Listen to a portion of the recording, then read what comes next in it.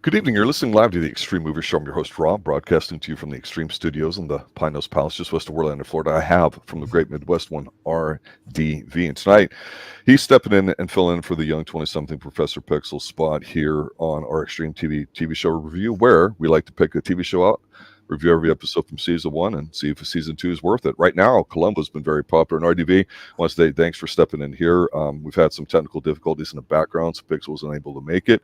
Right now, Forever Night is a show that we've been talking about. Season one, we're on episode 6, Dying to Meet You, and I'd be dying to meet the lady in here because, as you may or may not know, and probably don't since you have been watching RDV, for those new listeners, it's a show about a vampire who's been around about 800 years. It's in modern day, I think, Toronto. It's Canadian. It's a late night show. And basically, as I went into a big discussion with this with Pixel in the first few episodes, what's interesting about the show to me is the fact that it sounds kind of silly. It's a detective show about a vampire, so he can only work the graveyard shift. However, what the whole show is really about is the fact that they're trying not to show him being particularly violent or being a bloodsucker. It's a totally different take on what it means to be a vampire. What that is he feels guilty about all the sins and all the killing that he's done in the past. So he's trying to be a good vampire and do nice things in here. So that's the gist of the show. This particular one has a young psychic in it, and we'll get into that here in a minute. But I know it wasn't something you were interested in. So what do you want to say about the show? Well, I was reading up about this. It's basically like Vampire Light. When I was reading reviews online, people are saying that there's really not a lot of blood. This is 1992. This used to air on USA back in the day. And yeah, it's your typical Canadian show, early 90s. No, there's no gore. If there is some blood, it's not that much. It's not like it is like you saw we watched Buffy the Vampire Slayer. Even that didn't have a lot of vampires. They just turn into poof in the dust. That was about it. It was more like the way their face looks, was kind of like more disturbing. But this sounds like about a guy. Got a guy who basically just goes around trying to atone for his sins by, I guess, solving crimes, helping out humans in Toronto. Yeah, the analogy that I was explaining, and I was trying to set the tone, like me being an 80s kid, you being a 90s kid, you didn't really go through this part, but I know we've talked a little bit about what things were like in the 80s or 70s or 90s and all that. And that's one thing that we get into whenever we talk a movie or TV show here on Xtreme Movie Show. The big thing was AIDS. So how do you have a bloodsucker on a television show when AIDS is really, really, in everybody's, front and center of the pop culture at the time too. There's a big transition from the 80s to the 90s from the music and everything, where heavy metal, rock and roll, the 80s sound, all that optimism we talk about on the movies that we see that was there, gone. Rap, basically hip hop in its own kind, went full bore, whatever. And then of course the whole Seattle grunge thing too, and that pretty much dominated the 90s. So being a very low budget late night show, you're right, they don't really have a lot of blood or whatever. They have like the bad contacts and the fangs, and that's about it, plus like green and red lighting. That's really about it. I mean, and you don't see it a lot. You almost don't even see them fly or anything like that at all. I did recognize, I was going through the cast, and when I schedule these, or sometimes I Pixel schedules them, but I go and I tweak them a little bit. I noticed that Mr. Stonetree, the Captain Joe Stonetree, Gary Farmer, the actor. What's it like seeing this guy young? Because when we first reviewed Haven, he's old in that one. Remember 2015, 16? Yes. So you're seeing him a much younger, probably in his 30s, I imagine. He plays like the captain, and when we reviewed Kolchak, the Night Stalker season one, that show from the early 70s, he's Vincenzo. He's like Vincenzo, but he's a bad version, because the way he talks, the timing when they're interacting with the other two guys is not there. So it's interesting because right now, 6 episodes in, here's what's been established. He's very charismatic, Nick Knight. It's a great opening, very moody kind of atmospheric thing. So I think it works. It's a show that seems like you should watch it late night. No. And it's not really a monster of the week. Right now, we know that there are other vampires. They always have a B-level historic subplot that basically mirrors what's going on in the present time. So in this episode, it starts off, and while there's no nudity, they have no problem showing beautiful women in various stages of undress. And so you have a woman like jazzercising, and she gets these visions because we see these two middle-aged expensive kind of MILF looking types getting abducted. And so she turns out this woman's a psychic. So The she medium, gets on the case. Yeah, well, you always got to have a psychic in one of these shows, right? So we're like, are they going to explore how she became a psychic? But the problem is as she's getting visions, she's getting two types of visions. She's getting visions of the ladies being abducted, where they're at, if they're being and killed, the killer. this ransom thing. But she's also getting stuff flashing way in the back whenever Nick Knight is close by, and it's driving her crazy. So Nick's got a female friend that works as the person that does the autopsies and all that, and she's like, Nick, I think she's onto you. So what does he do as a moralistically really nice vampire kind of sweet guy? He goes to her door, although he forces himself in, I think, and he says, hey, I need to talk to you. And he says, yes, it's true. The visions that you're saying, I understand why you're quitting, not wanting to work on a job. I am a vampire. She's like, really? No way. But she kind of believes it because her visions are absolutely accurate.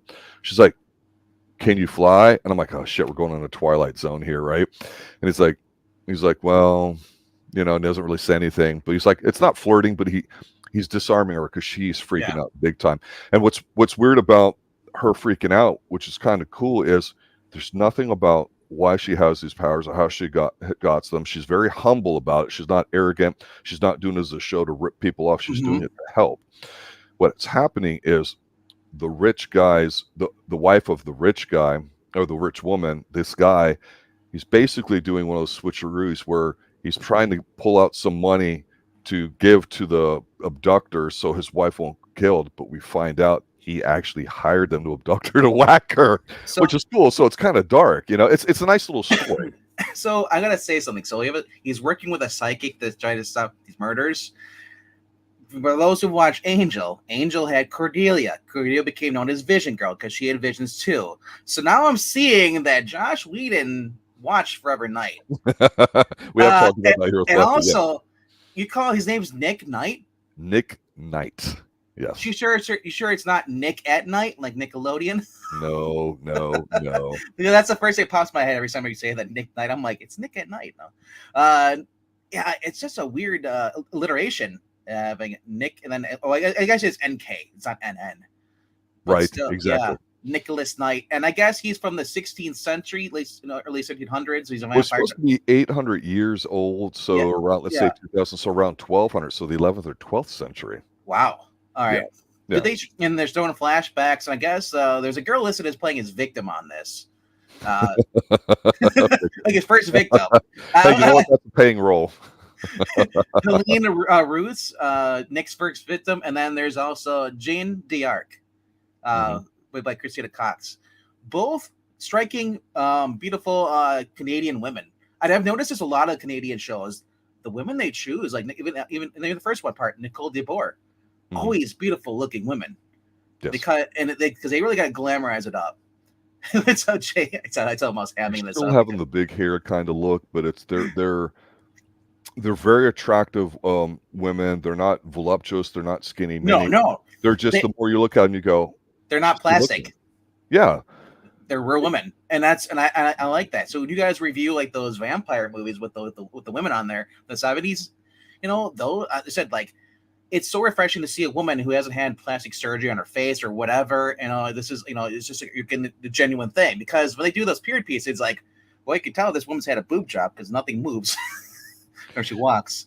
Yeah, and I think you're referring to the Karstein trilogy from Hammer Horror Films. It's a trilogy about lesbian vampires, which we did last year here on the Xtreme Movie Show.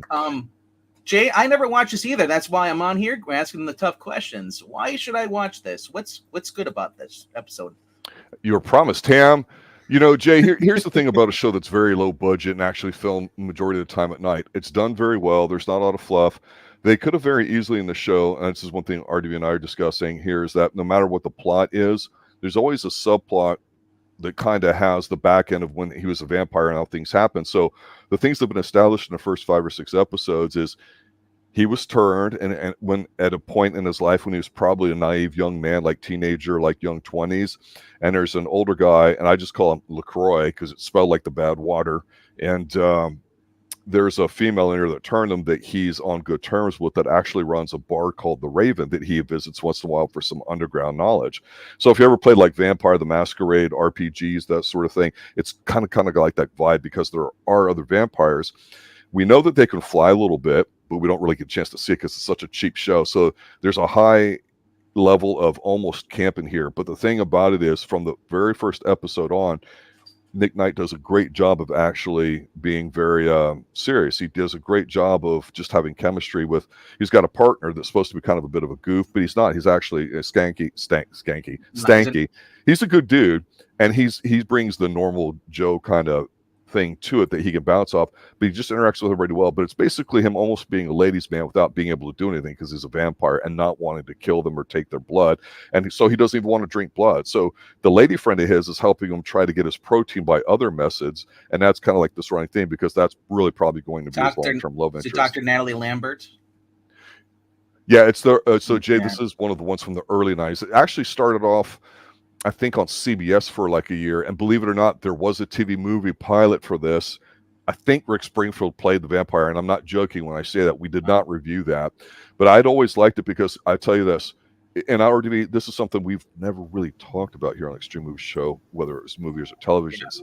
Sometimes you go, I don't give a shit if the TV show sucks. What I really like about it is the opening theme and music. This is just one of those 90s kind of haunting things that you would have on in the background. Yeah. You watch it late at night. It's good entertainment and television. They could have very easily taken off and just been a dopey kind of detective. Oh, he's a vampire detective. But it's not. It's about how does he deal with the psychological issue he has from his past, and whatever case they have on in the present is basically another version of it. So he gets his own flashbacks and stories. Yeah, I was looking this up because the main guy, I'm like, I know him somewhere. He's from Airwolf. Yes. That's right, I've seen the board. Mike, yes. Major Mike Rivers. He's done some other things too. So that's because seems kind of cool. Hey, look, speaking Rising from the Dead. Yes, I am back from the dead. Hello. So I just kind of briefly was talking about some of the similarities this show has with other things RDV didn't know anything about, but I'd mentioned how we have the really attractive psychic woman that's going crazy because she's getting the visions from Nick Knight as well as what's going on, and so we weren't necessarily going scene by scene, but we're kind of talking about this episode and how the rest of the show is, because Jay was asking about certain things about it too. What's your initial take on this episode, Pixel? This episode I actually I really enjoyed. This woman who is actually psychic, they go ahead and confirm that early in the episode. This woman actually does have visions. This woman who is actually psychic is going ahead and picking up Nick Knight's past. In every encounter when she's trying to figure out this case with Nick, he's interfering in a way just by existing, and it's it is pretty funny how she's reacting to some of it, but it's also very neat. I was actually very excited. I was wondering if this woman was going to be joining for a longer term, but she was not. Yeah, and so RDV, one of the things I had mentioned last week with Pixels, we're kind of setting up the characters and relationships. We're not quite sure how they're going to go yet. They're getting fleshed out. But one of the things I mentioned, and I've used this comparison, we've talked a lot here about doing season 1 of, say, a very popular 90s show, and that'd be the X-Files. The lighthearted, monster of the week, joking thing with just a hint of government conspiracy theories on it. And the thing with the X-Files is it's super popular, and it was popular because of the relationship between us two, right? Kind of like Moonlighting. Yeah, there's the attraction. I much preferred, because it was a bit more serious, darker, more adult, and bigger kind of storytelling version of the X-Files knockoff called Millennium, starring a guy named Frank Black, who kind of is a psychic, but of course that's played by Lance Henriksen. The thing I was comparing this to here with Forever Night with Nick Knight is that 1 or 2 episodes we've had so far have been kind of dark, and the backstory of him is the fact that we see this guy that looks like a pilgrim, and he's in a barn where he stays in his little room. And you see Nick Knight in this horrible kind of outfit with long hair, looks like a goof. But the point is the guy says in that foreign language kind of, not foreign language, but, the Middle Eastern kind of, how funny they would talk 100 years ago. Yeah. It's like, how is that possible that you're out there? You seem to be a demon.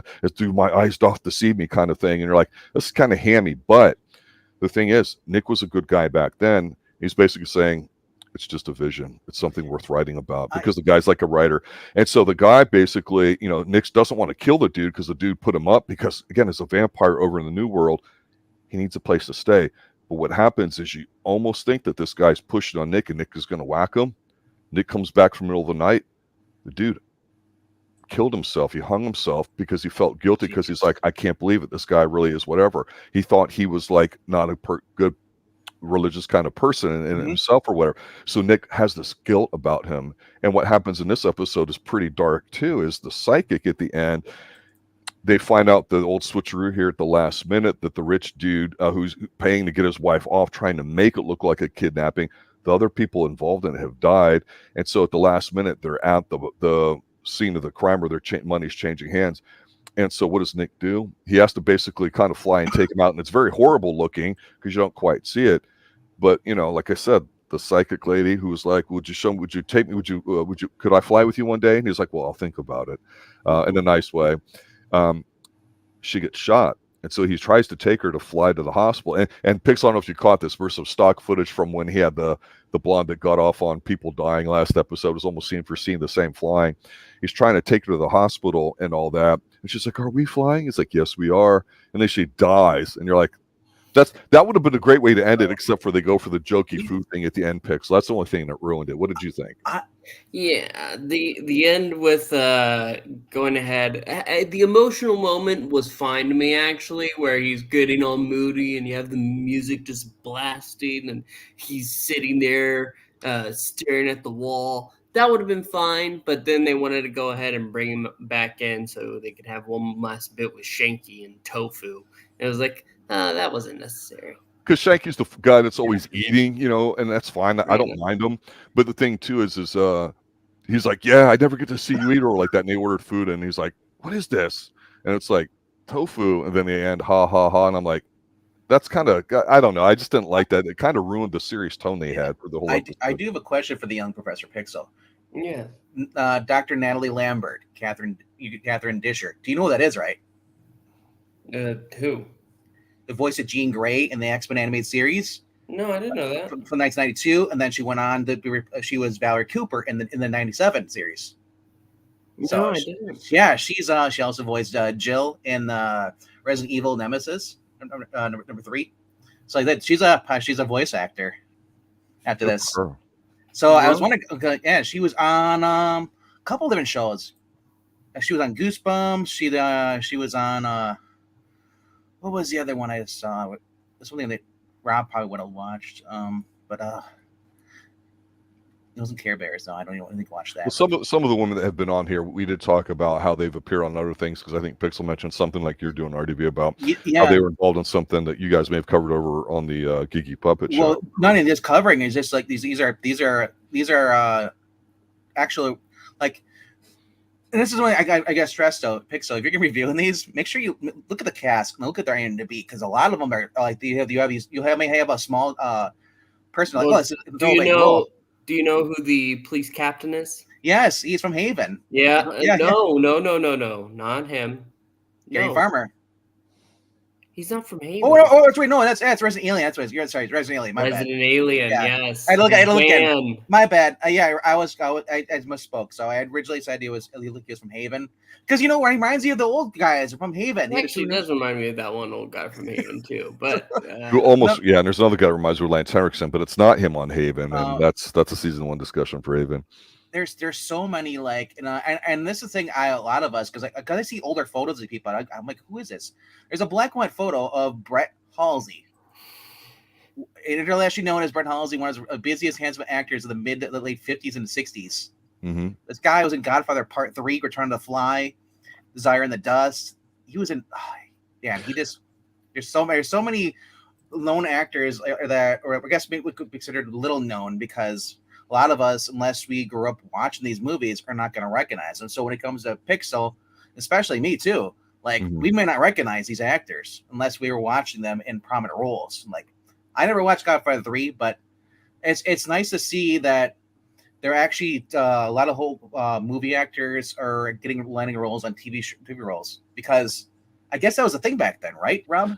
Well, yeah, I mean, it became popular, I would say, in the 70s, where, people who did movies didn't want to do TV, but when they got older, let's say, or they got typecast, and then, of course, the studio system changed a little, definitely changed. I mean, that was a whole big thing, right? So young people coming up, no problem, because you could make good money on TV. Plus, you had something called residuals that now with the VHS market and the DVD market, that added a lot to it rather than just you got a big salary in a movie and that was it. Yep. Detective Don Shanky in here. Mm-hmm. He's a writer for Umbrella Academy in The Shape of Water. Mm-hmm. And Big Sky. So he's actually still doing things. He went from being in front of the camera to behind the camera. Which is I think the final thing I'll say about this episode, it's a decent episode. It's entertaining. The big thing I got to say about the show, 6 episodes in, is when we think of Canadian television, this definitely feels different. It's not quite a soap opera, but it's definitely a bit more intellectual show. And I don't mean smart, but I mean it's dealing with like a mood, a feeling, a guilt, whether it's Catholic guilt or just personal guilt, and it's different. And that's the whole thing that we've mentioned from the beginning, is that for a very cheap looking, low quality show, because we can't find this in HD anywhere. It's free on the Internet Archive, other places, but we'd enjoy it more because it would look better. But there's definitely this kind of not campy, but kind of like B-level vibe to it, but it is atmospheric, which works. It almost borders on camp, but the thing is, this, to your point, RDV, there was a lot of great people who've acted on the show. They treat the source material seriously enough, and I do appreciate it because it comes through that they're not all, marking on themselves or whatever. These episodes have been, for the most part, fairly dark, and then we have this big subplot. So it's been solid entertainment. It's definitely, I think, interesting so far. I looked this show up. I mean, it has a lot of popularity, but I think I'm just waiting for probably 8 years from now, you're gonna get a surge of people rushing in, like, oh, you did this because that was with Kolchak. Remember, we reviewed that. Yes. No one really cared, and then they discovered it. So there is a cult fan following for this show. I mean, I know people. Eric Breen said he watched this back in the day. Yes. It's just that people have forgotten about the show. You watch it based off the strength of the actor, because it's not available anywhere. So people have probably forgotten it. Well, yeah. Well, it's on Apple not all 3 available seasons. anywhere. It's on YouTube for free. It's on Daily Motion for free. Nothing illegal about what we're saying. No, but what I'm saying is it's not like it's on a Netflix. If it popped up on Netflix, it would get or Amazon Prime. Apple. I feel like Apple is very limited. I don't think a lot of people have Apple. Few people do. No, Apple's penetration of the market and their TV failing has been a big issue for them. I thought they'd be the one that might buy Paramount just to have some content, and they have. I don't know what the hell they're doing, and they don't either. But I'll say this: you're going through a Miami Vice watch. We've talked about doing that there. That was a late night show, but that was massively popular, and everybody would watch it. But people at that time would start actually taping episodes and watch it later too. So that makes it different, like must-see TV. And the thing about Forever Night, it's low budget, but it's still decent quality, even though it was there late at night, no pun intended. Like I said, you guys are having fun revealing it, right? We're enjoying it. And sadly, no one knows that you guys are reviewing it, though, or they just don't care. I don't know what it is, but it's so weird to see you guys do Columbo season 2 or season 1, and it's like, oh, it's great, and they're like, you go something else, it's like, see ya. I don't understand it. I mean, so I'm thinking that's because it's Canadian. It's from the 90s. That's a part of it. I think it's because you're doubting Columbo's popularity. No. Columbo is very popular.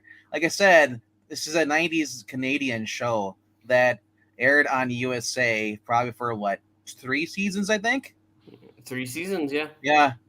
And then it just got washed away when people learned about the Whedonverse with Buffy and Angel and stuff and Charmed. I think you're just underestimating that fucking power. Well, you and your 11 people support you, but I don't know. Jay's bringing up Silk Stockings. Yeah. That was really popular. There was definitely a late night thing to it. And I worked graveyards for years in the 90s. So all these shows were on Silk Stockings, Renegade, this one. There's a few others too, but yeah. Dude. Forever Night, decent show so far. Kung Fu Legend continues. We got to review that sometime. Yeah, it's pretty good. Any final thoughts there, Pixel, on this episode, or in general for Forever Night? solid episode with promise, and then it kind of just it fails in the end. I would have liked to see this character gone on, but she gets shot and it's over. Oh well. But yeah, no, this is otherwise a good episode. All right. Yeah. Cool. It was okay to be a pretty boy in the 90s because in the 80s you weren't allowed to be. You'd get beat up. So Lorenzo Lamas was famous for being in a lot of things up to the point he was in Renegade with the long hair and the earring and all that stuff, the mullet, because mullets, you can't kill mullets. But his was it the BVDs, wherever the underwear was. He's like, I'm even more breathtaking in my BVDs. And I'm like, damn you, Lorenzo. Now you're a good guy that's wanted by the law. And, geez, forget it. No, well, 90s TV is its own thing. So another reason why I wanted to do Forever Night, because it's definitely different than the 80s. Well, if you're gonna do Forever Night, we're doing Relic Hunter. Yeah, there's another one, right? I'm telling you, exactly. That was popular too. All right, thanks for guys watching on here on the Xtreme Movie Show, Forever Night, Season 1, Episode 6, Dying to Meet You. The one where the hot psychic dies at the end, but in a more serious manner than the crazy gets off on death. Wait. Crazy chick from last week. Yeah, Wait, she got off on people dying. She died in the end? Yeah. Yes. Yes. I bet she didn't see that coming. No, she died in the arms of the man she last loved. There you have it, ladies and gentlemen, Forever Night. We're getting ready to go live on the other stream to talk about a 1993 movie, Demolition Man, with Wesley Snipes and Sylvester Stallone. Check us on that. We'll be going live here in just a couple minutes. Good night now. Later, guys. This is not a Dan Curtis production. How to use the three seashells. Good night.